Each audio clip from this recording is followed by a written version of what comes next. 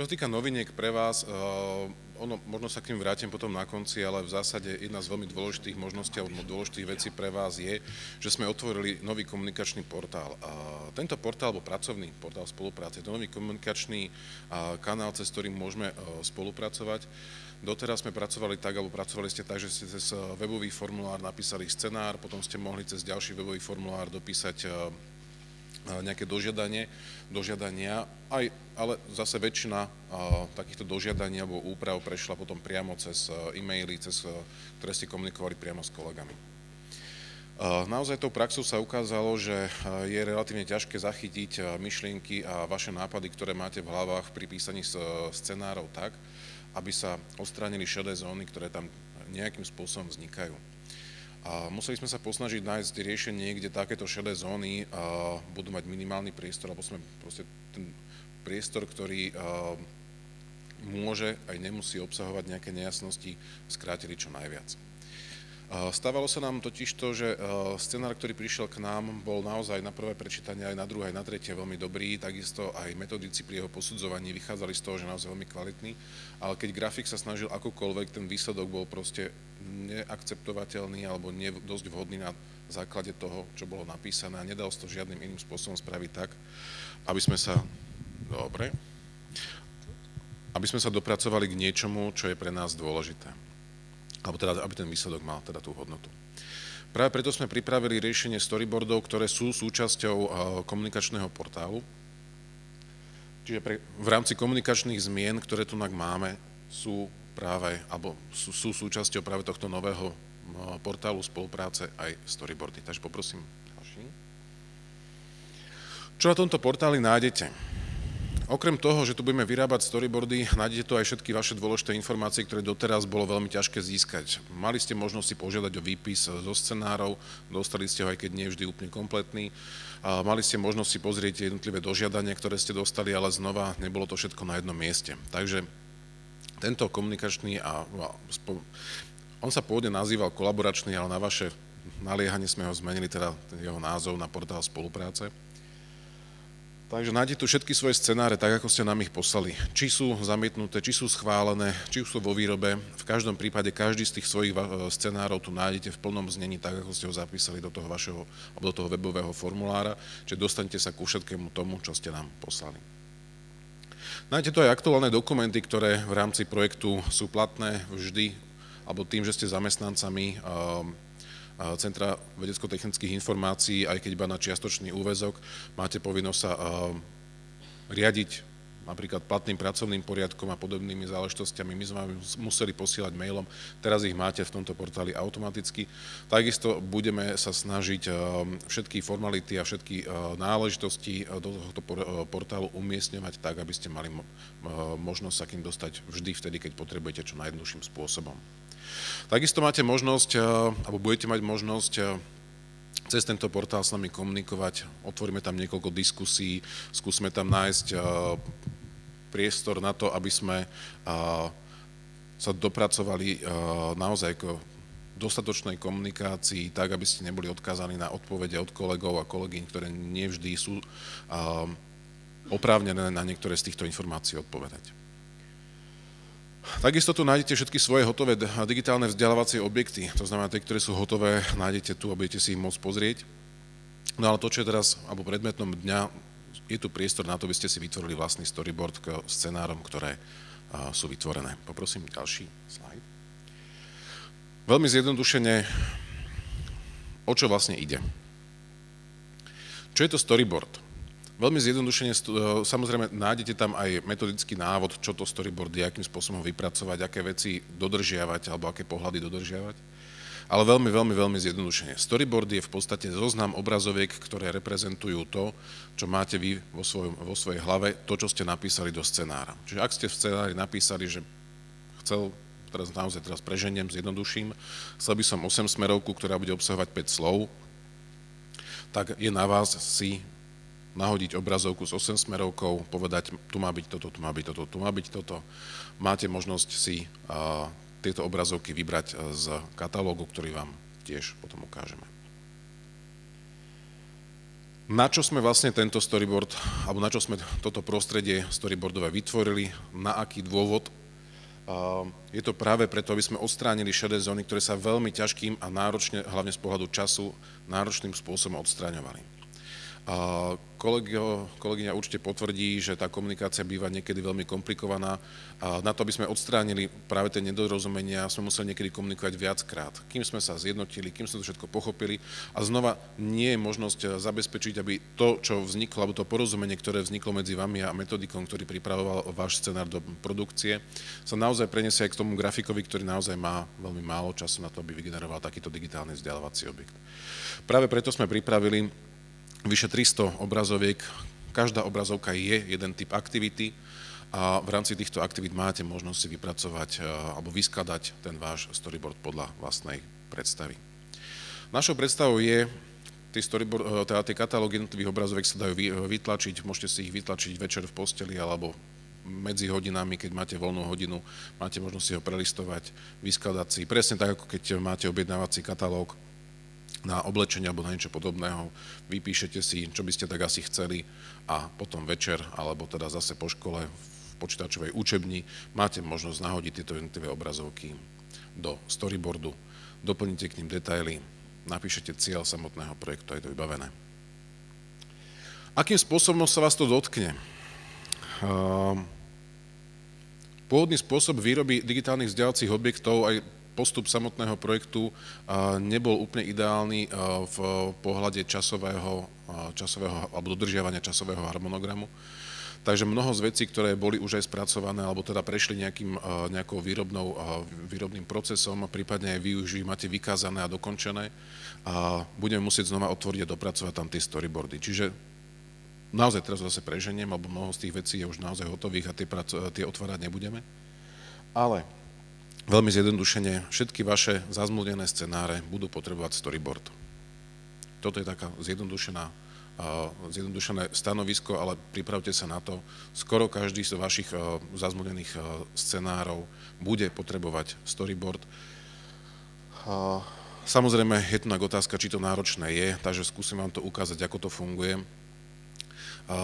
Pravda je samozrejme taká, so systémom, ktorý nepoznáte, sa nerobí jednoducho, ale pri práci s týmito storyboardami na základe vašich scenárov sme to testovali, skúšali simulovať. Ten prvý naozaj jednoduchý nebude, ale ako náhle prvý scenár spracujete do storyboardu, tie ostatné už pôjdu naozaj potom jednoduchšie a rýchlejšie.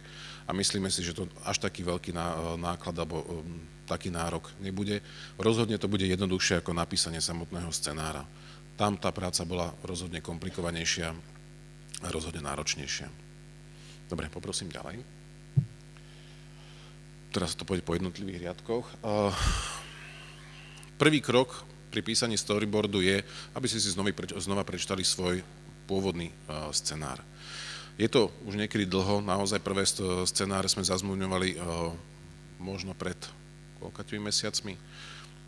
Nejaký 6. mesiac bol ten, keď sme už mali prvé scenáre zazmluvnené, to znamená, že naozaj už to môže byť dosť dávno.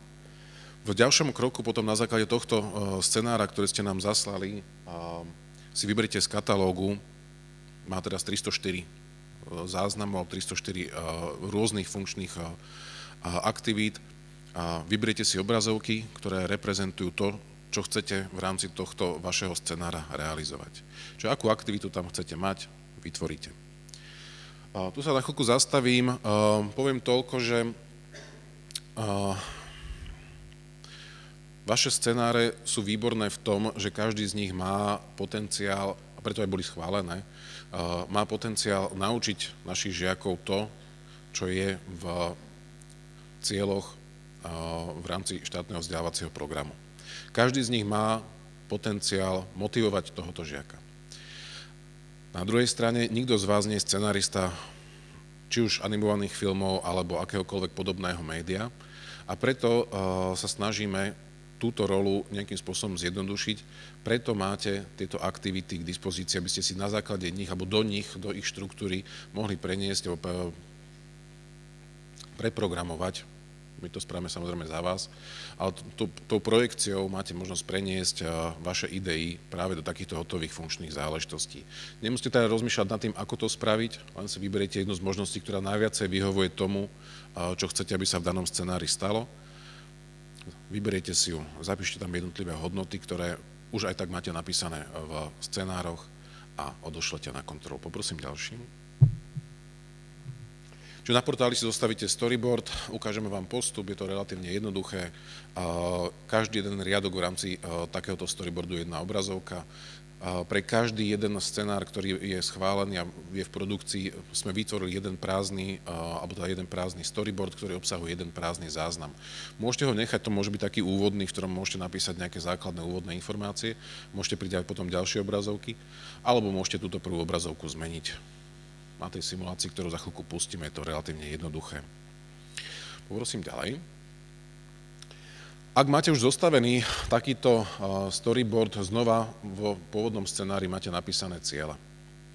My sme teraz tie ciele troška viacej spresnili, pretože do systému nám vstúpili kolegialisti, kolegium odborníkov sa skladá zo špecialistov, sú to predmetoví špecialisti alebo predmetoví garanti za jednotlivé predmety na štátnom vzdelávacom, štátnom pedagogickom ústave, alebo špecialisti za dané predmety, či už fyzici z vysokých škôl, ktoré sa venujú fyzike, matematike a tak ďalej, takisto špecialisti za jednotlivé jazyky. A oni v rámci svojich potrieb na to, aby dokázali vyhodnocovať jednotlivé scenáre, ktoré znova obsahujú veľké množstvo alebo veľký priestor pre rôzne interpretácie nápadov alebo vašich myšlienok, tak znova storyboardy umožňujú troška presnejšie a omnoho štrukturovanejší spôsob hodnotenia. Preto pre ciele, pre každý storyboard sme vytvorili alebo pripravili formulár s Bloomovou taxonómiou cieľov, kde máte výber 6 základných cieľov, ktoré sú potom rozdrobené na ďalšie detaily. A budeme akceptovať všetky ciele, ktoré obsahujú aspoň 3 definované ciele, ktoré sa dosiahnu daným storyboardom. Takže toto je jedna z najdôležitejších informácií, ktorá príde práve na hodnotenie z pedagogickej hodnoty daného scenára alebo storyboardu. A na základe nej dokážeme znova rýchlo vyhodnotiť, či scenár a daný storyboard k nemu môže prejsť ďalej, alebo či potrebujeme niečo dopísať alebo dopracovať. Na základe týchto cieľov si prosím skontrolujte ešte, či obrazovky, ktoré ste tam zadali, naozaj splňajú tie ciele, ktoré tam sú. A nemáte v tomto momente žiadne obmedzenie na počet obrazoviek. Môže tam byť 1, môže ich tam byť 500, ale znova voči týmto cieľom skúste sa zamyslieť, či splňajú, či ich tam nie je príliš veľa na to, aby sme sa stratili v tých cieľoch, alebo či ich tam nie je príliš málo na to, aby sme tie cieľy dosiahli. Samozrejme, stále máte možnosť komunikovať s našimi metodikmi, ktorí vám pomôžu v rámci tejto práce. Každý z vašich storyboardov prichádza práve najprv k metodikovi, ktorý ho vyhodnotí, či je správne zapísaný a či ste pochopili to zadanie v rámci tej technologickej platformy. A ak je všetko v poriadku, tak to ide potom rýchlo na metodickú kontrolu. Odtiaľ potom o mnoho jednoduchšie a o mnoho čistejšie dokážu grafici vytvárať samotné digitálne vzdelávacie objekty, ale ešte predtým majú možnosť s vami komunikovať, či už naši metodici, poprosím ešte čo došlete na kontrolu. Na kontrole sa teraz pracuje, môže vás kontaktovať metodik s pohľadom alebo s požiadavkou na doplnenie alebo zjednodušenie toho samotného storyboardu. Takisto môžete, poprosím ešte jeden. Takisto môže vás kontaktovať niekto z kolegia, garantov alebo špecialistov, pretože majú na starosti či už pedagogické vyhodnotenie alebo vecné vyhodnotenie, čiže vecnú správnosť.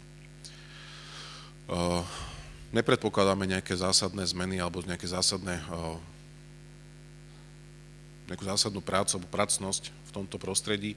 V každom prípade ich povinnosťou je, pretože sa podpisujú pod ten výsledný produkt, a že všetko v rámci vašeho scenára storyboardu je v poriadku. No, posledným krokom je už potom, ako to grafici vytvoria, potešiť sa z toho, čo ste vytvorili. Budete mať možnosť si to vyskúšať, budete mať možnosť to stiahnuť a pracovať s tým na hodine. A v priebehu času, tak ako sa nám podarí zabezpečiť integráciu, budeme dostupní, alebo budú vaše objekty dostupné aj cez Planetu vedomostí, aj cez samostatný portál na portáli iEdu. Keď sme pri portáli iEdu, práve na tomto portáli je rozbehnutý aj tento kolaboračný alebo portál spolupráce, cez ktorý my navzájom spolupracujeme. Dobre, poprosím ďalej. Dovolili sme si aj nakresliť. Máme šikovných grafikov, takže kreslili. Na začiatku ste vy. Úplne vľavo hore ste boli vy, keď ste písali prvý scenár, ktorý vám bol schválený komisiou a prešiel do produkcie.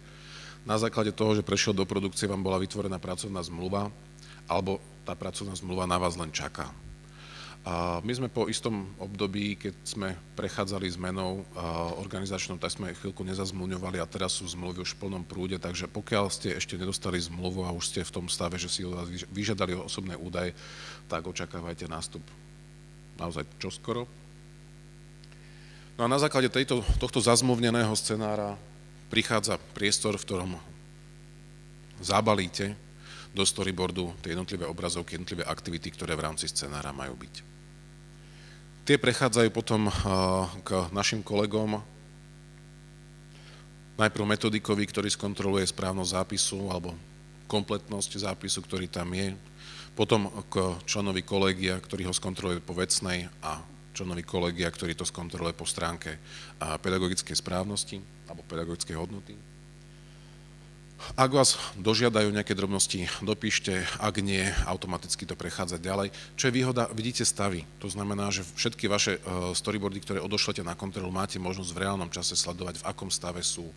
Či už ich skontroloval metodik, či už prešli cez kontrolu kolegium, či už sú u grafika. No a grafik teraz pracuje pod kontrolou výstupnou, prejde vlastne tento váš storyboard, váš pôvodný scenár, potom storyboard, potom už hotové digitálny vzdelávací objekt kontrolou a publikuje sa či už na Planetu vedomosti, ale určite aj do tohto portálu, kde si ho máte možnosť kontrolovať a pozrieť, vyskúšať a pracovať s ním. No a úplne na konci, pod čiarou, sú učitelia, sú aj kolegovia, ktorí vám pripravujú pracovné výkazy, sú aj kolegovia, ktorí s vami komunikujú a snažia sa vám pomáhať v tej vašej každodennej práci. Dobre, poprosím ďalej. No, tu máme už simuláciu, ktorá prebehne bez môjho zásahu, ale samozrejme, pokiaľ máte otázky, môžete sa k tomu pýtať. Samotný scenár, alebo teda samotný priebeh toho prostredia je relatívne jednoduchý. Mnohí z vás už by ste mali dostať, alebo by ste mali mať mená hesla do tohto portálu. Po prihlásení máte dve možnosti. Pozrieť si informačné zostavy, kde vidíte všetky svoje scenáre, storyboardy, všetky stavy, ktoré tam sú a máte možnosť samozrejme prejsť aj do časti, v ktorej sa produkuje, v ktorej sa vytvárajú storyboardy. Prácu na technických scenároch alebo teda storyboardoch máte možnosť pracovať naozaj veľmi jednoducho. Tu ich máte, to je zoznam tých, ktoré sú vám schválené, sú v produkcii. Na začiatku máte možnosť prečítať si pôvodný scenár, potom vytvoriť cieľ. Čiže naozaj to sú všetky informácie tak, ako ste nám ich zaslali. Môžete upraviť cieľ, ten sa dá, alebo teda z toho, ako sme to simulovali, môžete ho napísať na začiatku a podľa neho vyskladať jednotlivé obrazovky. Odporúčame potom na konci ho znova skontrolovať. Je možné to spraviť aj naopak, najprv tam naskladať jednotlivé obrazovky a potom napísať cieľ. V zásade obidve tieto možnosti sú k dispozícii, je ale na vás, aby bol napísaný korektne.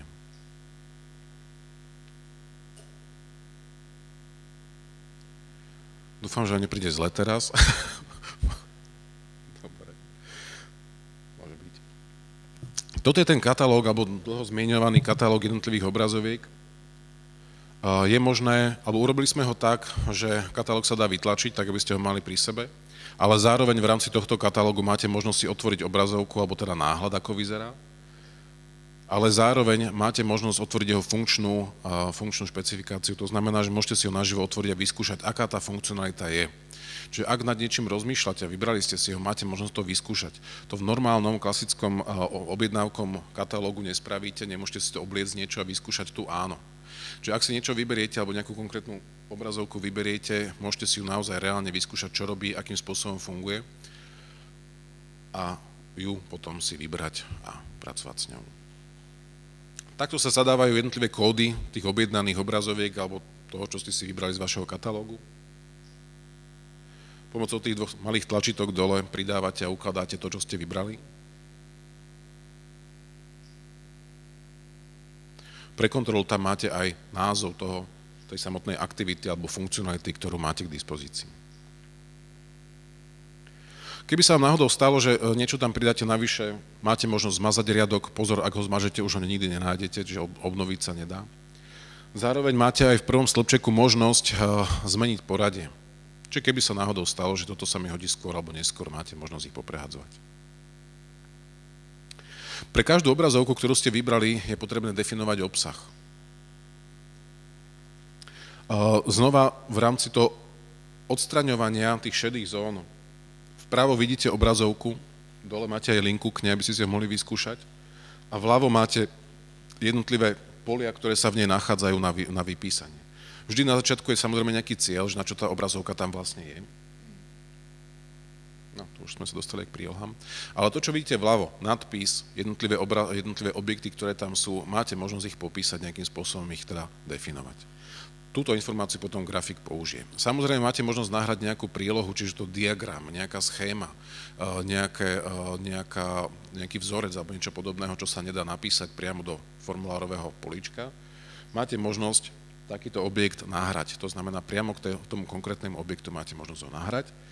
Hore máte žlto-červené číslo, pomocou tohto žlto-červeného čísla ho dokážeme potom priradiť k danej obrazovke.